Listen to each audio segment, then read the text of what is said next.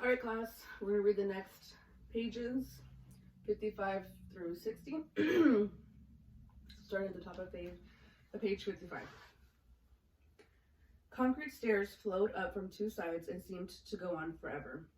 The building seemed at least 5 stories high, and I wondered if there were elevators inside. Gloria and I climbed the steps, headed for the main entrance on the 2nd floor. At the top, we passed beneath 4 white, life-size statues of Greek gods and goddesses. Each bore an inscription that seemed to carry a message about the place: ambition, personality, opportunity, preparation.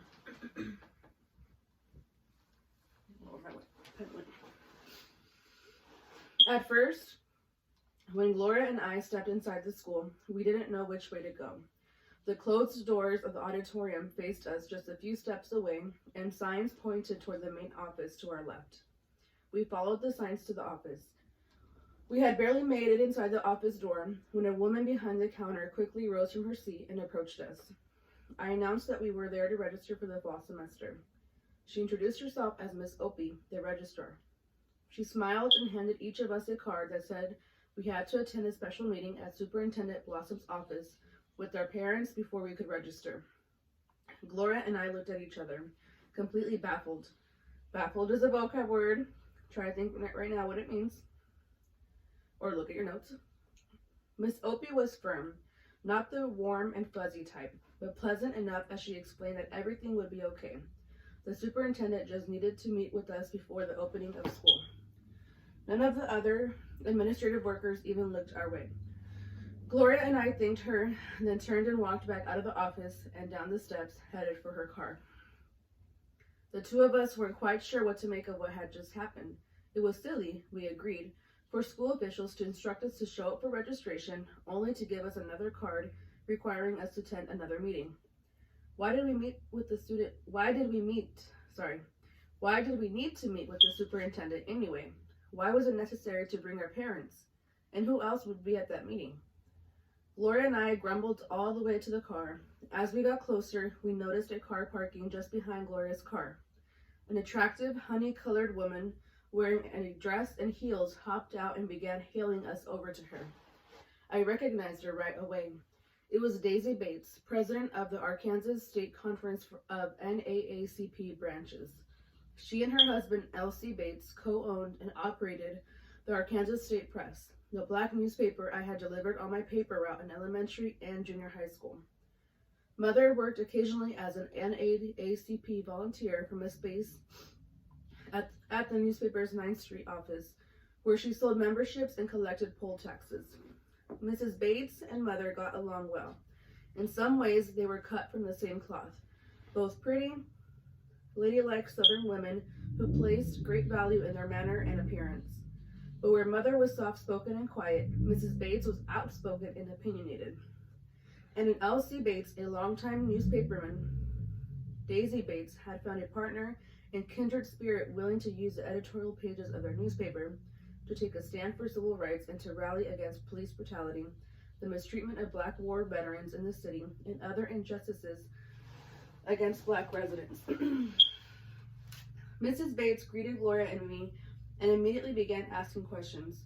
She wanted to know all the details: whom we saw, what had been said, how well we were treated, whether we were allowed to register. We told her about the meeting with Superintendent Blossom and showed her the card. That was the beginning of my almost daily contact with the woman who soon would become my advisor, mentor, and public defender. I didn't question why Mrs. Bates had come to meet us at the school, or even how she knew Gloria and I would be there. It would have been impolite to ask. The way I was raised, children stayed in their place, and it was not my place to ask a woman of her authority why she was there and whether she was expecting trouble. At 14, I was old enough to understand the historical significance of my enrollment in Central and the NAACP's interest in it. It was the NAACP and its brilliant attorneys, after all, that had fought for the ruling in the Brown versus Board of Education case in the first place. I also knew some white folks wouldn't like the idea of Black students going to Central, but I really believed that what the U.S. Supreme Court said should happen would indeed happen, just because It was now the law of the land, and because the law was just. I believed, too, that my presence at Central would allow my white peers to see that beyond the color of our skin, we all wanted the same thing: a fun and unforgettable high school experience, the best education possible, a jumpstart for our futures. I had no clue that while I was counting down the days until I started my new school, enraged white parents and other citizens, including the Arkansas governor, who had gotten my parents' vote in the last election, were organizing to keep me away. I'd been too caught up with the events of summer to pay much attention to the local newspapers, which were full of stories about the activities of the Capital Citizens Council and the Mothers League, which were organizing to stop the integration of Central. Both groups had begun holding meetings and even lobbying Governor Orville Faubus for a delay in implementing the Blossom Plan. The groups must have been emboldened by a poll indicating that 85% of the white population in Little Rock opposed school integration. Telephone calls poured into the offices of Blossom and Faubus from white collars who threatened violence if black students were allowed to enter Central. One of the most vocal segregationists was Reverend James Wesley Pruden, the founding pastor of Broadmoor Baptist Church and an active member of the Citizens Council. He ran newspaper ads to help whip up the public frenzy. The ads asked questions that seemed to reveal the underlying source of all the fear. Would black boys and white girls be allowed to dance together at school dances? Would black boys and white girls be paired in romantic love scenes in school plays? The mere thought that their white daughters would be in such proximity to black boys petrified white mothers and fathers throughout Little Rock. Superintendent Blossom obviously was feeling the pressure because he would raise that overtly sexual issue when he met with the students and our parents face to face at the August meeting. Mother and I left home early that August evening to make sure we made it to the meeting in Blossom's downtown office on time. Punctuality was always important to Mother and Daddy. Even now, I try to arrive at least 15 minutes early for appointments. That practice paid off when we arrived at the school administration building that day, because we were among the few who got seats. Several folding chairs had been lined up facing Blossom's desk, but most of the crowd behind us was forced to stand. By the time the meeting began, about 39 students and our parents were crammed shoulder to shoulder in that small space. It didn't take long to feel the temperature rising, as though all of those bodies sucked up every bit of fresh air. I felt a bit anxious, unsure why we were all there. What was there to discuss? Hadn't the Supreme Court said that black students should have the same educational opportunities as our white peers? I knew Central was my neighborhood school, and I made my choice. I knew I was a good enough student to make it there, but I wondered whether the purpose of this meeting was to discuss our qualifications. I looked at Superintendent Blossom, who sat stoically behind a large wooden desk. He was a big white man, about 6 feet 3 inches tall and at least 250 pounds. His dark hair was slicked back lightly, and a pair of black glasses framed his serious eyes. His large hands rested atop his desk. Blossom's serious expression didn't change when he started to speak. He had called us there to go over the rules, he explained. Black students would be allowed to attend Central, as expected, he said, but it would take time on both sides to adjust. We might hear some name-calling, he said, but we were not to retaliate in any way. For our own safety, he added, we had to leave the school grounds as soon as our classes ended. That meant we would not be allowed to participate in any extracurricular activities, no varsity sports, clubs, chorus, band, or even the Student Government Association. We also could not attend any after-school parties or sporting events. Central had a championship team whose winning streak had lasted over a year, and I'd been looking forward to attending the games. I could just imagine myself with my classmates in the stands in Central's college-sized football stadium, cheering and chanting for the Tigers, bursting with school spirit and pride. It had always been that way for me at Dunbar, which didn't have a football stadium and had to play at Central. Blossom could not be serious, I thought. Sure, I was a serious student, but I'd always maintained a full roster of extracurricular activities, too. That was the fun part of school. My family encouraged my getting involved in school. It helped to make me well-rounded, they said. Now I was expected to give up all of it? What about baseball and basketball? What about cheerleading, the Student Council, and the National Honor Society. Weren't those the rewards of working hard in school? Wouldn't those kinds of activities give Black and white students with equal talents and interests a chance to work together and to get to know one another? The superintendent had no idea how involved I had been at my old school, or how good I was at sports, I thought. When my white classmates got to know me, when they saw me play, they would want me to join their organizations and athletic teams. I was sure of it, so part of me just tuned Superintendent Blossom out. In my mind, this was just formality. Blossom was saying what he believed he had to say, but I was certain things would be much different when I got to Central. As I sat in that room taking it all in, I was still under the impression that the decision to attend Central High School had been all mine, that I'd sealed the deal when I signed the sheet of paper in my homeroom class at Dunbar. I had no idea that Little Rock school officials had been given the biggest say, that they had approved me.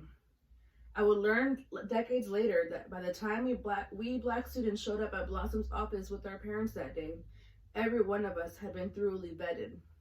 So Blossom indeed knew exactly what kind of student I had been at Dunbar. I imagined that I, as well as all the others in the room that day, had been put through a kind of Jackie Robinson test. Baseball historians say that Jackie Robinson, though clearly talented, was not the best player in the Negro Leagues. But he became the Dodgers' top choice for his historical role because he also possessed the kind of character and temperament that would enable him to withstand the racist attacks sure to come.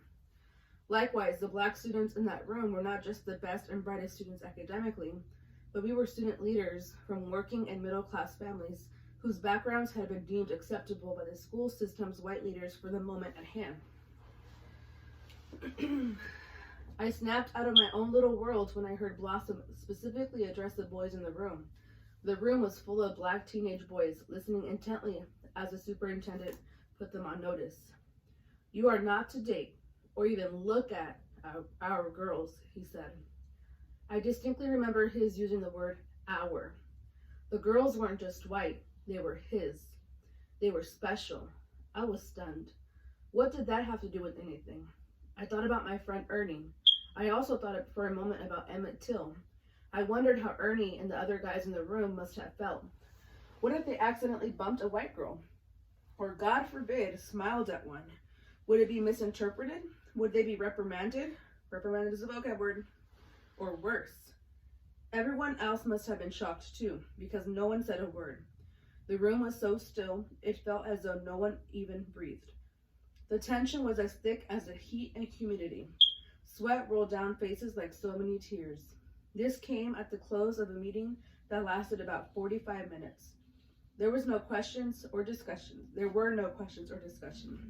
Even as parents and their children filed out of the room, there was silence, uneasiness.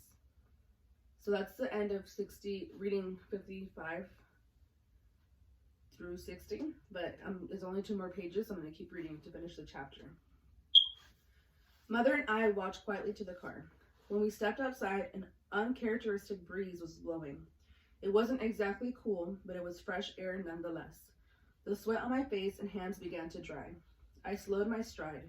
Mother wouldn't dare let me know if she was concerned about what she had just heard. She would wait and talk it over with Daddy behind closed doors. I knew that if they felt too worried, they could just put their foot down and say I couldn't go to Central after all. As independent as I was, I had no illusions about who was in charge. But I was pretty confident in my abilities to sway them. I wasn't a crier. I'd learned in elementary school that crying didn't work with Daddy. When I got in trouble back then, it always seemed Mother waited until just before Daddy came home to spank me. A time or two, I was still red-faced, heaving with sobs, when Daddy walked through the door. I looked at him with my most pitiful wet eyes. He leaned close, as if he felt sorry for me, and then he said, "Young lady, why are you whipping your mother this evening?" He always took Mother's side. That used to upset me, so I stopped playing the crying bit. But unlike some members of my family who believed to the core in the old edict that children should be seen, not heard, Daddy would hear me out if I objected to his decision. Sometimes just a certain look on my face would do it. But after the meeting with Superintendent Blossom, I knew that I would just have to wait and find out where my parents stood. This was grown folks' business, and Carteliu and Juanita Walls weren't apt to discuss grown folks' business with children. As usual, Mother put on her best June Cleaver face after the meeting. She always wore that composed look, even in the midst of trouble. But from the time I was a child, I've always been able to see right through her. I learned early to read her eyes. Then they always told me the truth, even when her demeanor or her words did not. And that evening, her eyes told me something was wrong. She was worried. This was not going to be an ordinary school year. Blossom certainly had made that clear. But even then, I wasn't particularly worried. The advantage or disadvantage of youth is that you don't know how much you don't know. You can barely conceptualize those things you've never seen. Youth can give you an unfailing faith that the world will give you back what you give to it, what you expect. Youth can give you untainted hope. So I walked out of that meeting undeterred. Vocab word.